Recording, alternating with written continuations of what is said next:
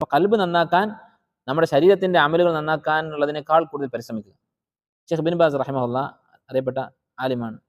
അദ്ദേഹത്തിന്റെ കൂടെ തവാഫ് ചെയ്ത സന്ദർഭത്തിൽ കണ്ട ഒരു കാഴ്ച അദ്ദേഹത്തിന്റെ ഒരു ശിഷ്യൻ പറഞ്ഞത് കാണാം. അദ്ദേഹം കൂടുതലായി പ്രാർത്ഥിക്കാറുണ്ടായിരുന്നത് ആ സമയത്ത് അല്ലാഹുമ്മ അസ്ലിഹ് ഫസാദ ഖൽബി, അള്ളാഹുവിൻ്റെ മനസ്സിന്റെ ഫസാദ്, കുഴപ്പങ്ങൾ, കുറവുകൾ പരിഹരിച്ചു തരണം.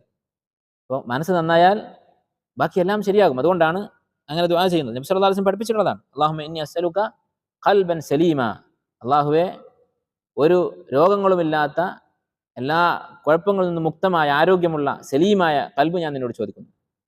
ഇത് ഹദീസിൽ സ്ഥിരപ്പെട്ട ദുആയാണ്. കാരണം ആഖിറത്തിൽ ഉപകരിക്കുക ഈ ഖൽബാണ്. യൗമ ലാ യൻഫഉ മാലുൻ വലാ ബനൂൻ, അന്ന് നമ്മുടെ സമ്പത്തോ സന്താനങ്ങളോ ഉപകരിക്കുകയില്ല പരലോകത്ത്.